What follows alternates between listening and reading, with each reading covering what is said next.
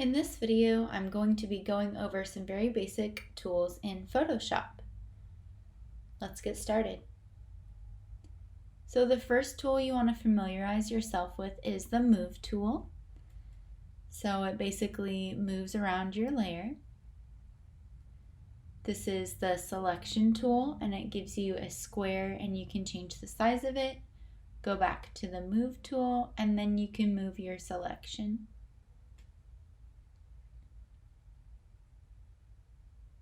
This is the lasso tool, so you can get a custom shape. I'm just drawing a really loose oval over this record.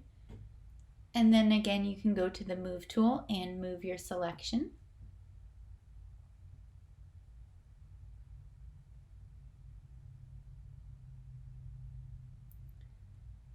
This is another version of the lasso tool, but it gives you a polygon, so you can choose to make different shapes for your selection. I just made a rectangle around the center piece of this design and then moved it.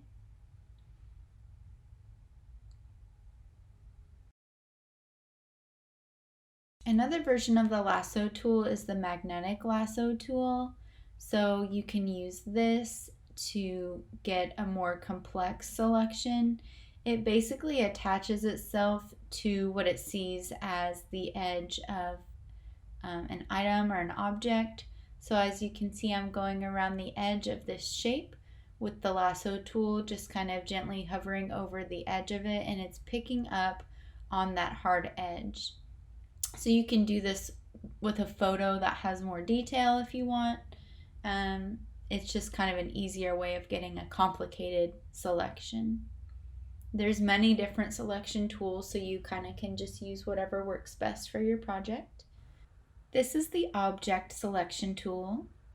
This one kind of tries to guess at what you're wanting to pick up. So you see it selected the edge of the record player there, and now I'm just going around the whole design and picking up all of the different colors. And eventually it does pick up the whole design.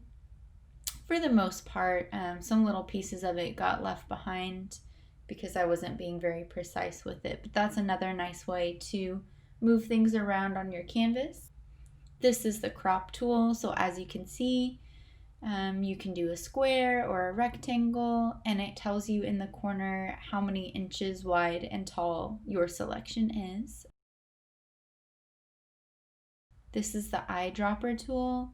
So as you can see on the top of that circle, it's showing what color I'm picking up. So here I picked up red out of the design and went to the brush tool, and now you can paint or draw with that color.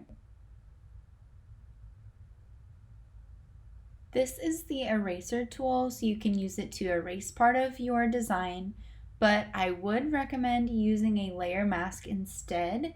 That way, if you accidentally erase something that you need, you can get it back easily, and I'll try to do a tutorial about that soon. So this is the paint bucket tool, and it's just taking that red color that I picked up and filling in the empty space with that red color. This is the type tool, and it allows you to add text to your image, and you can customize the font and the color to whatever you like. And it creates a new layer for your type that you can then go in later and customize. And next up is the shape tool. I'm just making some circles, and again it's just using that color that I picked up with the eyedropper tool to automatically fill those shapes. This is the hand tool, and it allows you to move around the image without changing or manipulating it, which is kind of nice when you're just trying to see details. So as you can see, we're just kind of moving around, but we're not moving or manipulating the image in any way. And lastly is the zoom tool, so you can use it to magnify your image.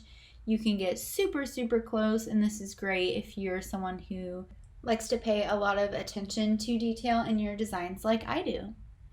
So I hope this was helpful. Thank you so much for watching. Let me know if there's any other tutorials you would like me to do in the future in the comments, and I hope to see you again soon. Have a great day.